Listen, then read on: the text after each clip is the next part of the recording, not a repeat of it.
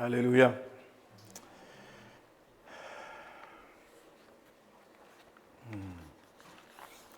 Genèse au chapitre 22. On va continuer à parler de l'ami de Dieu. Quel honneur d'être appelé ami de Dieu. Hein? C'est extraordinaire. Hein? On ne se rend pas compte. On ne se rend pas compte. C'est extraordinaire. Voilà le message du jour, c'est l'ami de Dieu. L'ami de Dieu, nous aspirons tous à ce qu'un jour, et j'espère que ça t'a fait cet effet un jour quand tu as lu, par exemple, le livre de Daniel. Tu as l'ange à un moment donné qui lui dit « La parole est venue parce que tu es un bien-aimé. » Abraham, on dit « C'est mon ami. » Enoch, il n'a même pas besoin de parler, hop, je le prends avec moi, lui. Je l'aime trop. Etc., etc. Moïse, une autre relation. Mais chacun de nous, on n'est pas tout seul aussi, on n'est pas méprisé, puisque Jésus nous a envoyé le Saint-Esprit. Maintenant, la relation qu'on a avec le Saint-Esprit, ça, c'est chacun à son niveau. Dans Genèse 22, on va voir que l'Éternel va éprouver Abraham. Vous connaissez l'histoire. On va la lire quand même, rassurez-vous. Donc ça, on peut se dire, bon, c'est Abraham, ça fait longtemps, c'est loin, c'est Abraham. Et nous? Il va falloir focaliser son esprit, sa conscience pour nous dire, mais à moi, qu'est-ce que ça a un rapport avec moi, en fait, cette histoire? Il te faut la Genèse. Oui. Voilà. La Genèse est là. Si tu veux, mon frère. Merci beaucoup. Merci. Genèse 22.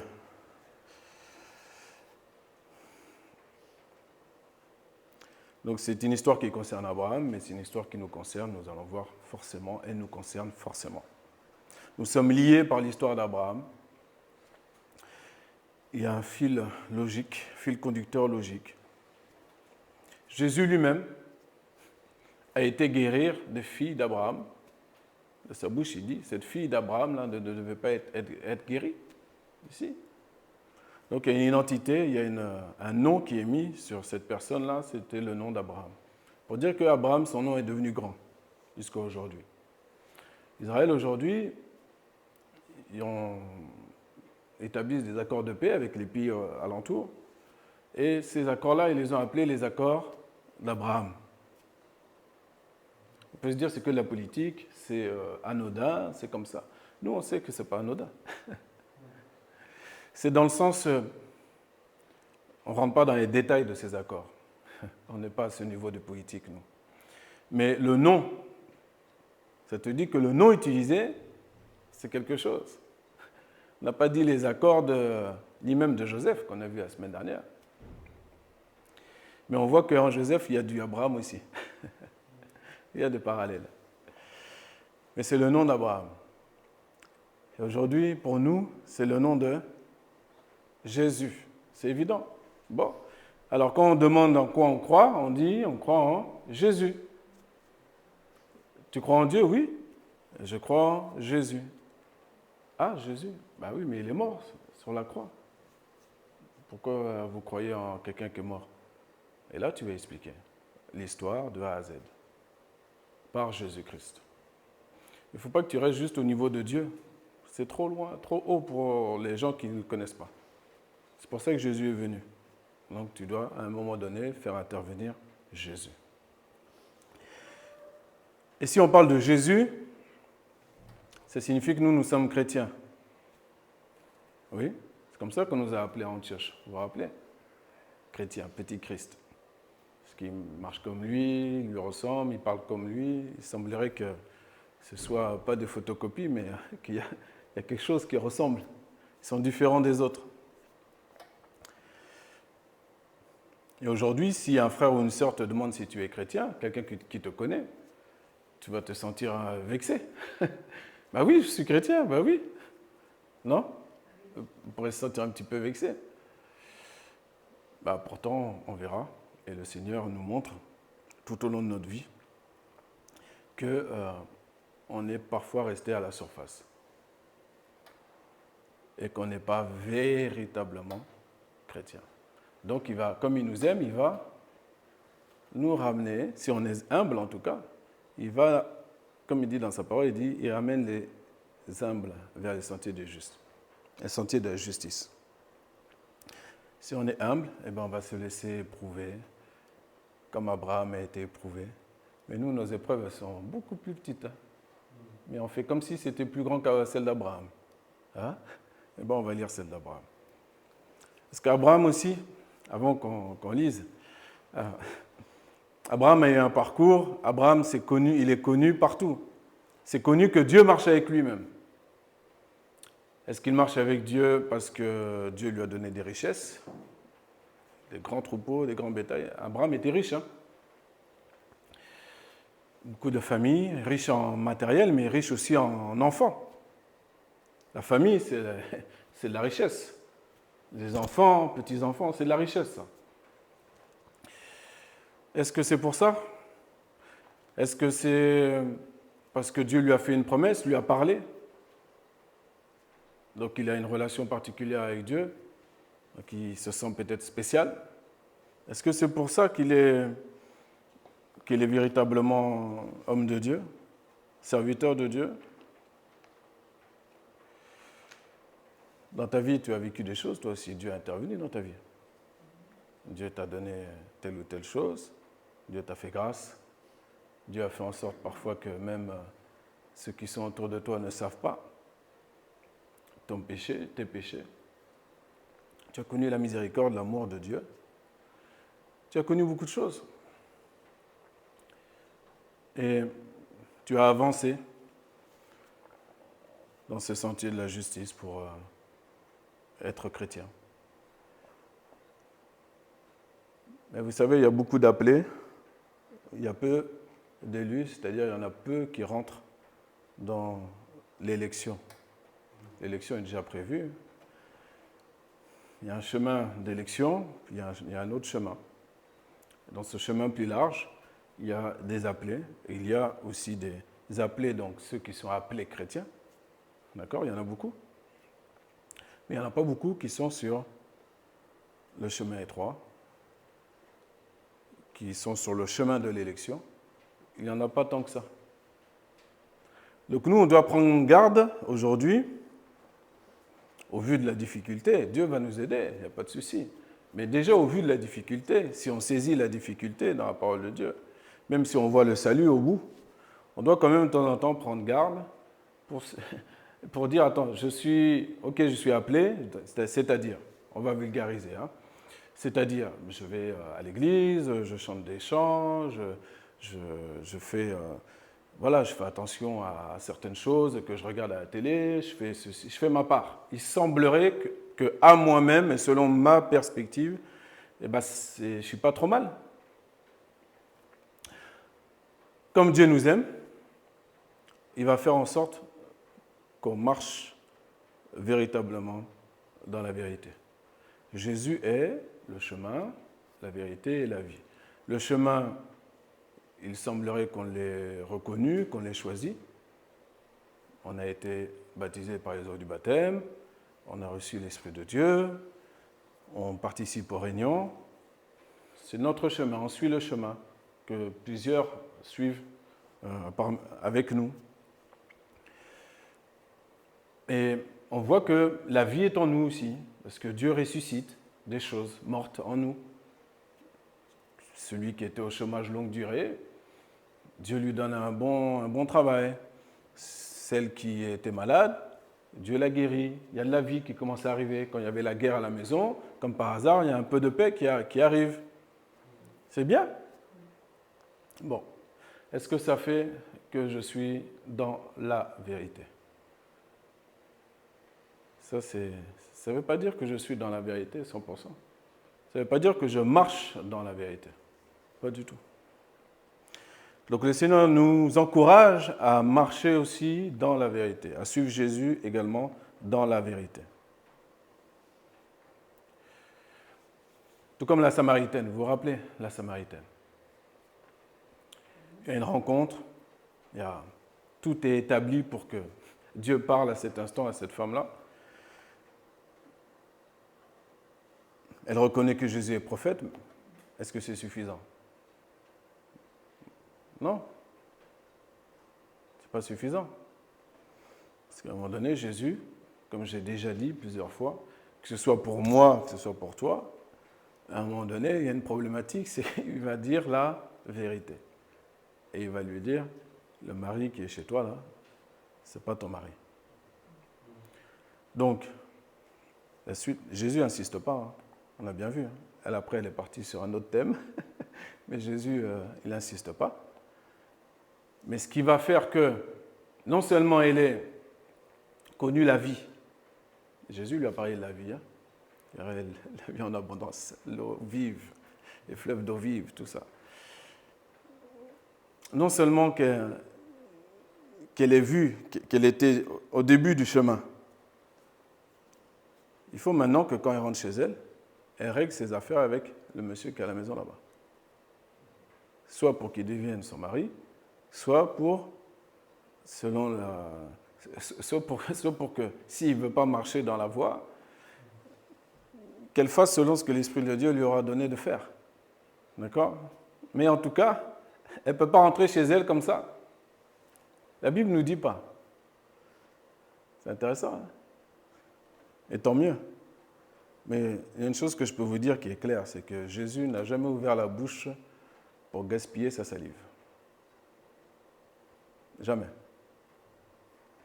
Donc il faut être très attentif. Il n'a jamais gaspillé sa salive. Nous, c'est autre chose. Tout ça pour dire quoi? Pour dire qu'à un moment donné de notre vie chrétienne, le Seigneur va et doit nous éprouver pour vérifier véritablement qu'on lui appartient. Et nous faire rester et demeurer sur le chemin. Alors nous, à notre niveau, mais Abraham, à ce niveau, pareil. Ce n'est pas parce que je t'ai choisi, ce n'est pas parce que je t'ai dit une grande vision que tu vas multiplier, tu seras aussi nombreux que toutes les étoiles, que tu vas enfanter tardivement, 99 ans, 99 ans, oui, et 90 ans, ça va. C'est bien, mais Dieu peut tout. Il est puissant, il n'y a pas de souci. Mais ce n'est pas suffisant. Dieu, c'est un Dieu jaloux. Donc il ne va pas laisser un petit pourcentage d'idoles dans ton être, quelle que soit cette nature d'idolâtrie.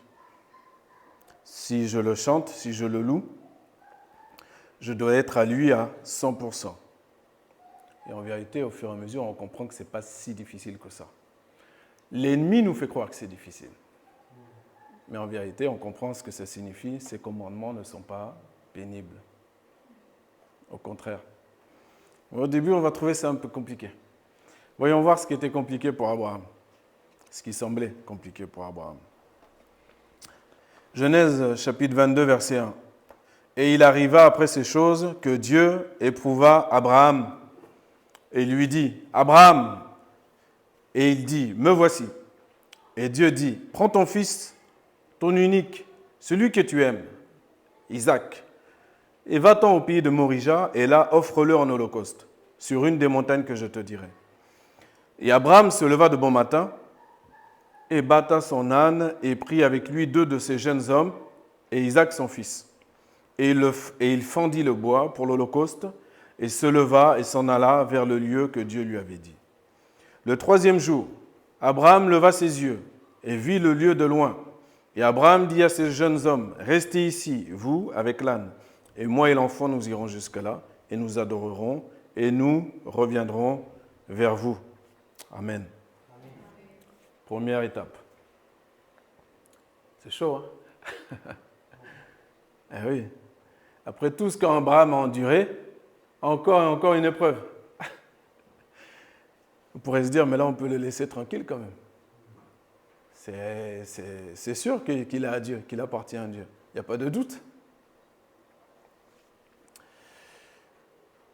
Est-ce qu'on voit Abraham discuter? Est-ce qu'on voit Abraham contester avec Dieu? Pourtant, il sait faire. Hein? Non? Vous ne vous rappelez pas? Abraham, il sait discuter avec Dieu. C'est un bon négociateur, Abraham. Ah oui, il a déjà discuté avec Dieu. Et c'est quelqu'un qui connaît son Dieu. Et selon ce qu'il entend, il sait que là, il n'y a pas de négociation. Il n'y a pas de négociation possible. Dans le Nouveau Testament, on voit qu'on nous indique qu'Abraham avait vu avec foi. Il a eu la foi que Dieu allait pourvoir. Très bien. En attendant, va faire la mission. Toi, avec ta foi, vas-y, va offrir ton fils unique que tu as demandé depuis, depuis longtemps.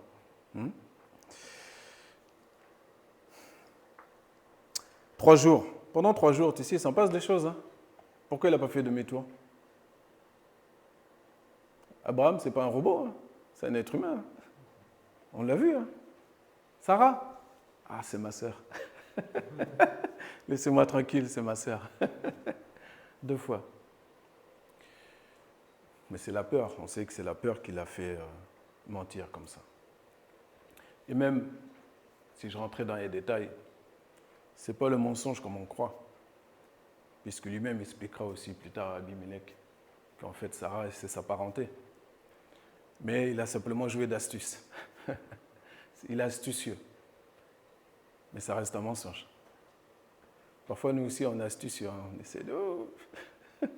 Oui, mais parce que j'ai fait... Ouais, mais bon. Oui, c'est oui. Non, c'est non. Voilà. C'est tout. Mais ça nous est tous arrivé. Hein. Verset 4. Le 3e jour, Abraham leva ses yeux et vit le lieu de loin. Et Abraham dit à ces jeunes hommes, restez ici, vous avec l'âne, et moi et l'enfant, nous irons jusqu'à là et nous adorerons et nous reviendrons vers vous. Et Abraham prit le bois de l'Holocauste et le mit sur Isaac son fils, et il prit dans sa main le feu et le couteau. Et ils allaient les deux ensemble. C'est intéressant. Hein? Le feu et le couteau.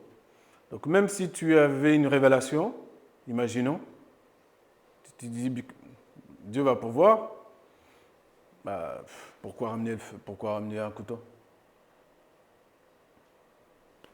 Pourquoi même ramener du feu d'ailleurs? Parce que la mitzvah, enfin le commandement, il faut le faire jusqu'au bout. Comme Dieu t'a dit, tu dois faire. Après, ce qui se passera, ça, c'est pas ta partie. Mais comme Dieu t'a dit, tu dois faire. Verset 7. Et Isaac parla à Abraham, son père, et dit, « Mon père ». Et il dit, « Me voici, mon fils ». Et il dit, « Voici le feu et le bois, mais où est l'agneau pour l'Holocauste ?» Et Abraham dit, « Mon fils, Dieu se pourvoira de l'agneau pour l'Holocauste. » Et ils allaient les deux ensemble. Et ils arrivèrent au lieu que Dieu lui avait dit. Et Abraham bâtit là l'autel et arrangea le bois, et lia Isaac son fils, et le mit sur l'autel, sur ce bois. Et Abraham étendit sa main, et prit le couteau pour égorger son fils.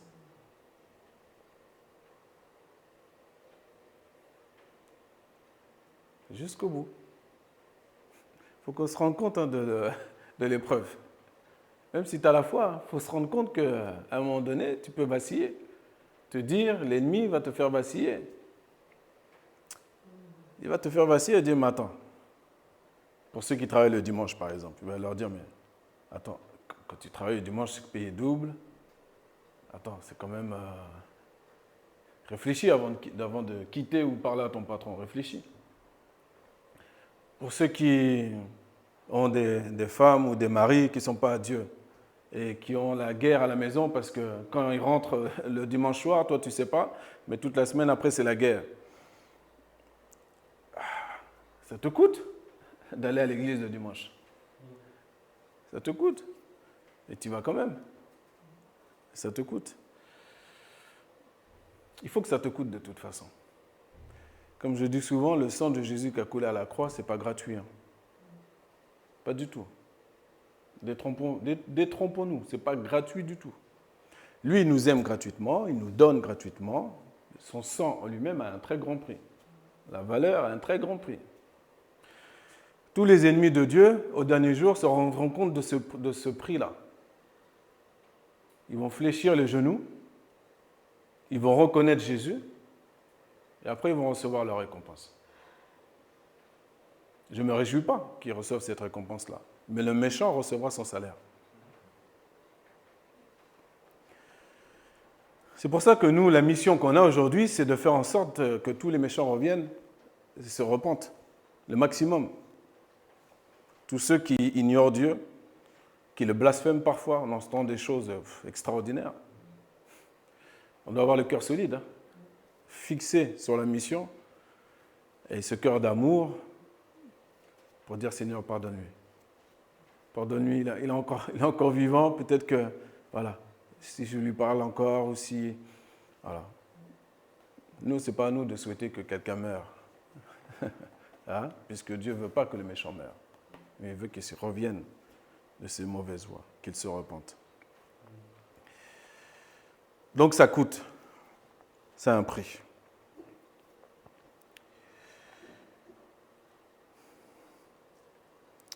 On est au verset 10, Abraham qui étend donc sa main et qui prend le couteau pour égorger son fils.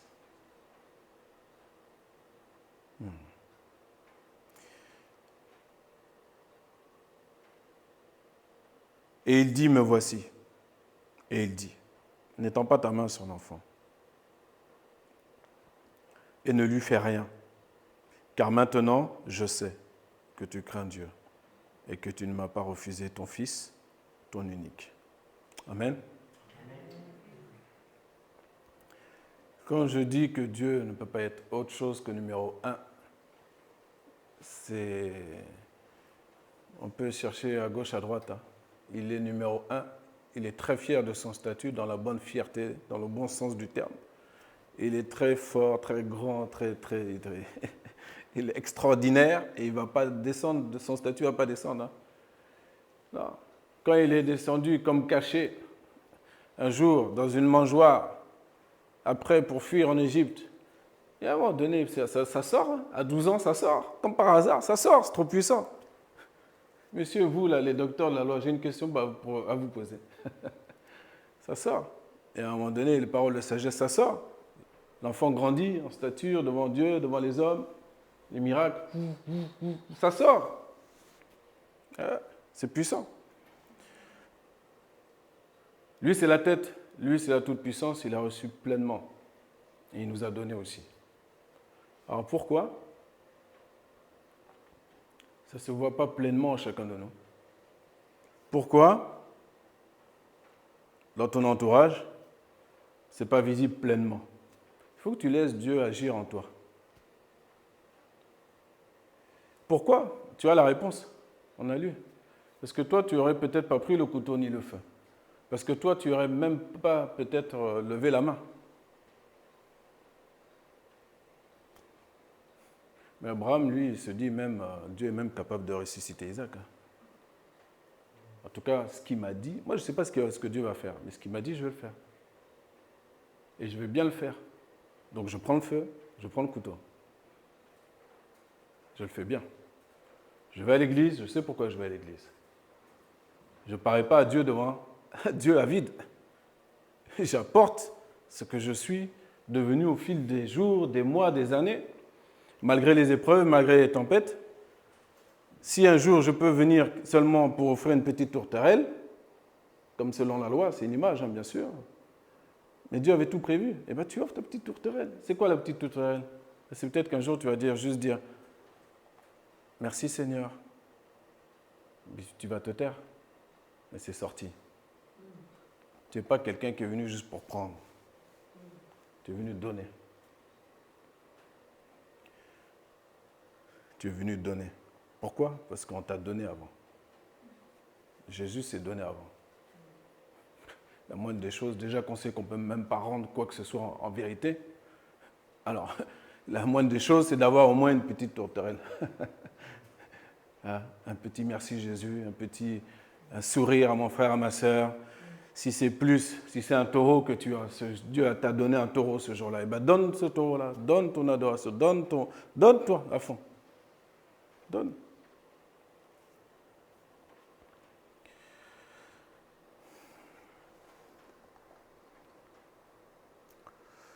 N'étends pas ta main sur l'enfant, verset 12, et ne lui fais rien, car maintenant je sais que tu crains Dieu et que tu ne m'as pas refusé ton fils, ton unique.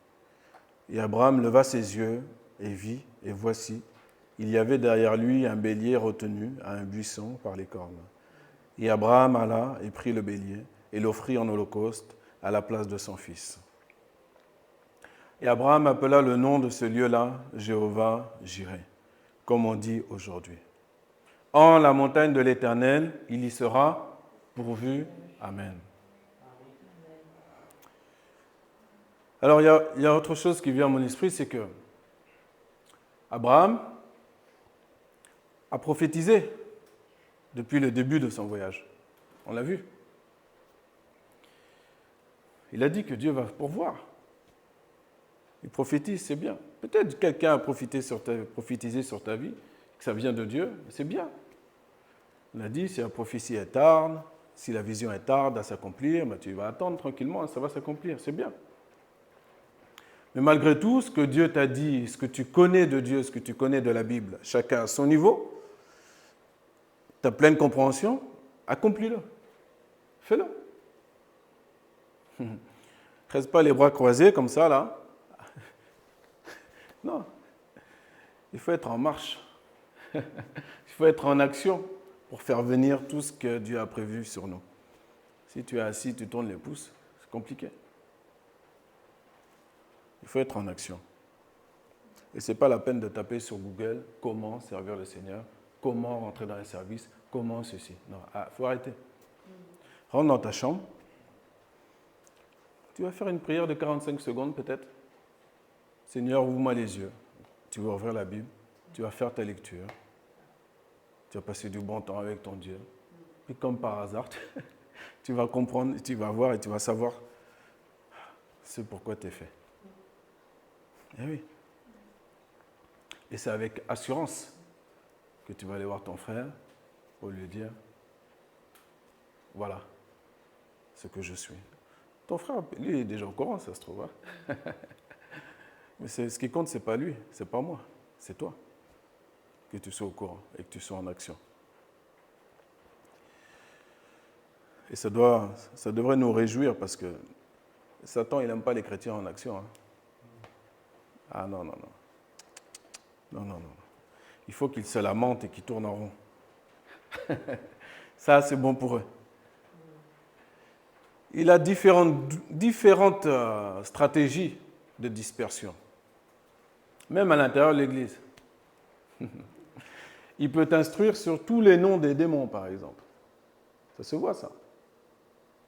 Les enseignements, 2 heures, 3 heures, 4 heures. On va t'enseigner tous les noms des démons. Sorti à la volée, comme ça. L'assistance, hein. On n'est pas tous au même niveau, entre guillemets. Et toi, tu jettes des trucs comme ça, là. Tu fais la démonologie. Bon, ça ne va pas nous rendre plus intelligents, plus forts, hein. Plus sains, plus justes. Je ne dis pas qu'on doit ignorer les desseins de Satan, pas du tout. Mais il y a une chose qui va te rendre fort, c'est d'être tout à côté de Jésus. D'avoir une relation personnelle, vraie, véritable, cette vie cachée là en Christ, là, avec le Seigneur. Et les petits sorciers qui ne dorment pas la nuit, ils vont essayer de t'attaquer, mais ils vont être fatigués. À un moment donné, ils vont être fatigués. Comment tu peux attaquer Jésus?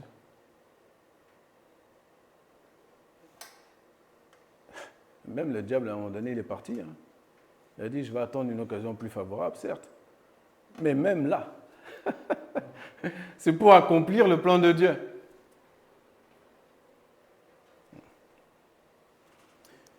C'est pour accomplir le plan de Dieu. Donc moi, je dois rester concentré. Quand Dieu me parle d'une manière, quand Dieu me dit des choses d'une manière, je reste concentré sur ce qu'il m'a dit. Je ne regarde ni à gauche ni à droite et je m'attache à accomplir. Il y a des choses simples. Pour ceux qui ne sont pas encore pleinement à Christ, Dieu va leur dire arrête de mentir, arrête de voler, arrête de tromper, arrête de ceci, cela. Bon. Tu vas le faire. Mais après, ce n'est pas fini, ça c'était qu'au début. Dieu te tire des ténèbres pour t'utiliser pour la suite. Non seulement pour toi, mais c'est pas juste pour. Ça ne s'arrête pas à ton propre nombril, là. C'est pour les autres. Eh oui. C'est pour les autres. L'acte d'Abraham nous bénit aujourd'hui. C'est ça qu'il faut comprendre. L'acte de Jésus à la croix nous bénit aujourd'hui. Mais il a fallu qu'il y aille. Quand tu vois Abraham prendre le couteau, prêt à égorger son fils, tu vois Jésus qui dit non pas ma volonté, mais ta volonté. Dans ma partie fils de l'homme, je n'ai pas envie de souffrir cette angoisse-là. Je n'ai pas envie. Mais je suis fils de Dieu. Ce que tu as dit, je vais l'accomplir. Donc ce que Dieu te dit, quand Dieu te parle, tantôt d'une manière, tantôt d'une autre, il faut être attentif. Et des fois, ce n'est pas pour rien quand on dit il est bon de réécouter les messages. On n'est pas ici à un endroit où on va faire beaucoup de publicité sur les messages, sur la chaîne YouTube, etc., etc. Mais il est bon, de temps en temps, d'aller piocher et d'écouter une prédication, que ce soit d'ici ou d'un autre endroit que tu as reconnu que c'est bien Jésus qui est le maître. Il est bon de faire des rappels, de dire, ah tiens, effectivement, je ne me rappelais plus, c'était comme ça. Ouais. Jésus a souffert pour nous et nous sommes bénis aujourd'hui. Abraham a souffert. Ce n'est pas avec le sourire et la pleine joie. Il n'a pas dansé en prenant le couteau. Et pendant ces 3 jours de marche, là, il s'en est passé des choses dans son cœur. Eh oui. Eh oui. Il aurait pu rentrer en guerre avec Dieu. Hein, et dire, mais attends, comme pour dire à Dieu, pour même expliquer à Dieu, parfois c'est ce qu'on fait, on va expliquer à Dieu comment faire plutôt. Dans les prières, on dit à Dieu, fais ceci, fais cela. Suivant tes problématiques, dis à Dieu de faire comme lui veut. Et toi, accepte. Et tu verras qu'il va te bénir au-delà de toutes tes espérances. Au-delà. Au-delà.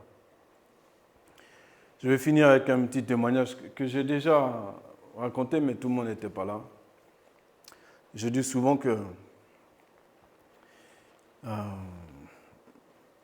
nous, ici, on n'est pas des donneurs de leçons. On ne sera jamais derrière le j'allais dire l'estrade, il n'y a pas d'estrade ici. Derrière le pupitre. Qu'est-ce que ça veut dire? Ça veut dire que moi, à mon petit niveau, j'ai connu ça aussi. Mais à mon niveau, à moi. Voilà. Quand j'ai déjà expliqué, la première fois que j'ai prêché à Sens, à l'église de Sens, de mes parents, quand ils habitaient là encore là-bas. Et moi, je n'avais pas demandé d'aller prêcher là-bas. Mais mon père a eu dans son cœur que j'allais faire un message là-bas. Bon, j'ai dit, ok, il n'y a pas de souci. Mais là aussi, Abraham, il n'a rien demandé de particulier. Hein. Il a cru, on lui a promis, il a la vision. Moi, depuis très tôt, je connais ma vision. Ce n'est pas pour ça que j'en parle tous les jours. Mais depuis toujours, presque, je pourrais dire. C'est juste que le diable a mis ses grains de sable sur ma vie pour me faire ralentir et détourner. Mais il a fait une œuvre qui l'a trompé. Il a fait une œuvre qui l'a trompé parce que, vous savez, ce jour-là, donc le matin même de ce jour-là, mon père était malade, il était comme attaqué ou comme... C'était la crise d'épilepsie, je ne sais pas si c'est ça ou je ne sais plus c'était quoi exactement. Mais en tout cas, il est très malade qu'il ne pouvait pas aller au culte, du coup. Mais je pense que même lui-même, ça lui aurait fait plaisir aussi d'être là, bien sûr. Donc ma mère n'est pas venue, je crois. Du coup, elle est restée avec mon père ce matin-là. C'est ça, hein? Oui, voilà, ouais, c'est ça. OK. Voilà. Alors maintenant, toi, tu vois ton père. La chambre était au premier niveau, au rez-de-chaussée.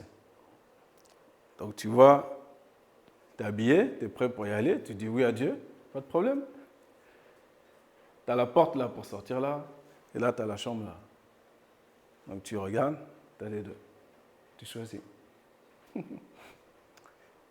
Et le Seigneur est bon parce que, non pas, non pas que je n'aimais pas mon père, bien entendu, et on l'aime, et on l'aimera toujours. Mais quand Dieu dit numéro 1, c'est numéro 1. Donc j'ai prié, bien sûr, dans la voiture, sur la route, mais je suis parti. Alors tu pourrais te dire, mais bah, dis donc, quel fils ingrat, quel fils, c'est quel genre de fils ça qui fait ça? Hein? Ah oui, humainement, tu peux avoir plein de réflexions. Hein? Ah oui.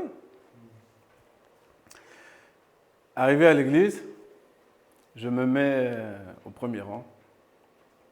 Et là, il y a une dame âgée, je crois qu'elle n'est plus là, cette dame-là. Mais j'ai oublié son nom, malheureusement. Non, c'était une autre dame. Non, mais c'est pas grave, c'est pas grave. C'est une autre dame, en tout cas, j'ai cheveux bien blancs, bien beaux, bien blancs. Et qui vient me voir. Et puis, on ne se parlait pas forcément auparavant. Mais elle vient me voir, et puis elle prend ma main. Et puis, elle me montre l'alliance. Elle dit, ah, ça c'est joli. C'est bien. Tu as compris? Toi, les gens ne voient pas que toi, ton corps, il est là, mais ton esprit, il est à la maison. Et par ce geste-là, j'ai compris que Dieu disait, j'ai fait alliance avec toi. T'inquiète pas. T'inquiète pas. T'inquiète pas. Et j'ai pu donc prêcher. Et Dieu m'a aidé. Et Dieu a rassuré même le pasteur de l'époque, puisque je me rappelle que même au début, je le sentais aussi inquiet, parce qu'il me connaissait enfant, mais il ne me connaît pas adulte, il ne me connaît pas. On ne se connaît pas. Hein. On ne se connaît pas. Tu peux dire que tu sers Dieu, mais tu ne connais pas la personne. Donc tu peux être un peu... tu ne sais pas qu'est-ce qu'il va dire, qu'est-ce qui va sortir de sa bouche. C'est une responsabilité. Parce que c'est une église où il y a plus de monde que ce qu'ici, il y a une centaine de personnes. Mais il a accepté, je ne sais pas si c'est par amitié ou je ne sais pas si Dieu lui a parlé, mais en tout cas. Voilà, il dit, bon, on va voir ce que Daniel a à nous dire. Je me rappelle de sa phrase. Mais tu sais, j'ai appris à avoir... j'ai une très bonne oui, comme je dis souvent. Je n'écoute pas, quand tu me parles, sache que je n'écoute pas les mots et le son qui sortent de ta bouche. J'écoute tout ce qu'il y a derrière. Et oui, c'est pour ça que Jésus a dit, mes paroles sont esprit et vie. Mes paroles, il n'a pas dit mes paroles sont des sons, sont français, sont anglais, sont allemands, non. C'est esprit et vie. Donc d'ailleurs, quand quelqu'un te parle, même quand quelqu'un te dit des bonnes choses, en vérité, il est en train de t'attaquer, de te salir, mais toi, tu ne sais pas. Parce que tu n'as pas appris à bien écouter. Il y a les flatteurs, là. Bref, il y en a, c'est grossier, ils sont faciles à reconnaître, mais il y en a, c'est fin. C'est fin. Et le Seigneur m'a aidé et tout le monde a été rassuré et mon père a été restauré. Gloire à Dieu. Amen. Et ensuite, le Seigneur te fait toujours aussi réfléchir. Il faut toujours réfléchir aux situations, aux événements. Et en fait, tu repenses à toute sa parole. Tu dis, mais oui, qui c'est qui va me séparer de l'amour de Dieu? Si mon père a été fidèle dans le service pour Dieu, et que c'est vu, et que reconnu pour Dieu, comment Dieu va le laisser périr comme ça, là, bêtement? Non. C'est qu'il a un plan. Si Dieu dit à Abraham, je vais te donner un fils, ça fait longtemps que tu veux un fils. Tu vas voir, Ce sera ton fils chéri, fils unique et tout. C'est génial. Tu vas l'appeler Yitzhak parce que Sarah et Larry, tu te rappelles? Voilà, un peu de temps, laisse ça passer un peu de temps. Au fait, tu peux amener Yitzhak, j'aimerais que tu me l'offres sur l'autel. Oh. On s'est dit, Dieu n'est pas bête. Hein? Donc quand Dieu nous dit de faire quelque chose qui semble extraordinaire, qui dépasse notre intelligence, sachons que Dieu, lui, il a un plan. Il a un plan, il sait ce qu'il fait. Il sait ce qu'il fait. Il ne faut pas s'inquiéter. Depuis ce jour-là et depuis ce jour-là même un peu, mais avant c'était moins prononcé chez moi, mais il faut être concentré pour toujours faire confiance à Dieu et n'avoir peur de rien du tout, si ce n'est de Dieu lui-même, parce que c'est aussi un feu dévorant. Donc avoir cette crainte dans le sens, dans la bonne crainte je parle, hein, c'est-à-dire est-ce que je vis bien selon Dieu, est-ce que je suis vraiment dans le chemin de l'élection, est-ce que je suis vraiment dans le chemin de la vérité, est-ce que je suis vraiment vrai, tu vois? Et Seigneur aide-moi, comme David, quand il crie, il dit mais pardonne-moi même mes fautes cachées, tout ce qui n'est même pas à ma conscience. Tu vois, de temps en temps on doit avoir cette crainte, cette bonne crainte-là. Tu ne dois pas avoir peur de Dieu. Si tu as peur de Dieu, c'est que tu ne lui appartiens pas. Je suis désolé de te dire ça. Non. Avoir la crainte de Dieu, oui. La révérence, le respect, tout ça, oui. Et si tu as peur de Dieu, c'est qu'il y a un souci. Là, il y a un souci. Il y a un souci. Il y a un souci. Voilà. Il y a un souci là.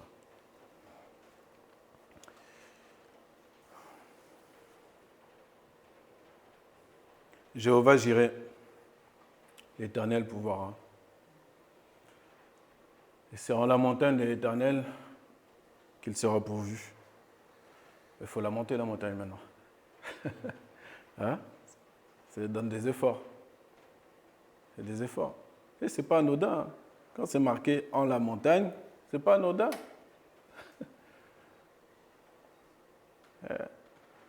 C'est pas évident de monter la montagne. C'est pas évident de surmonter les épreuves. Mais si on le fait, et si on va jusqu'au bout, on sera béni au-delà de toutes nos espérances.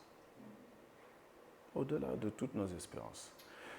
Et si il y a des moments où on voit que nos forces s'amenuisent, eh bien on crie à Dieu.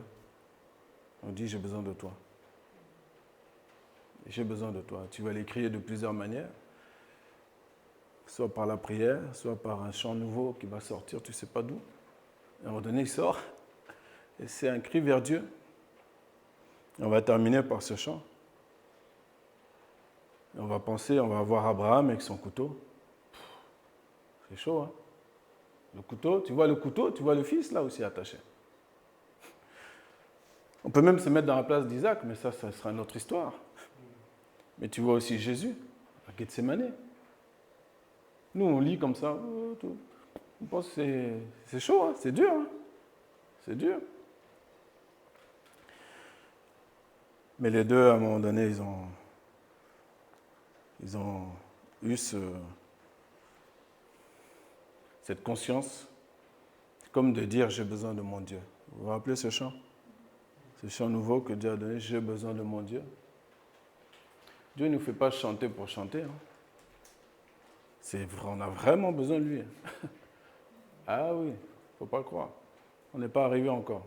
Moi qui parle, et vous qui entendez, nous ne devons jamais nous croire arrivés, mais toujours travailler de mieux en mieux dans le Seigneur. Toujours. Que Dieu nous garde de l'orgueil, ce poison terrible, qu'il nous garde de ça. Ça, c'est un gros rocher sur le chemin de nos bénédictions. Celui qui est orgueilleux, il ne faut pas qu'il s'attende à recevoir quoi que ce soit. Et celui qui est humble et qui apprend l'humilité, Dieu va lui faire grâce.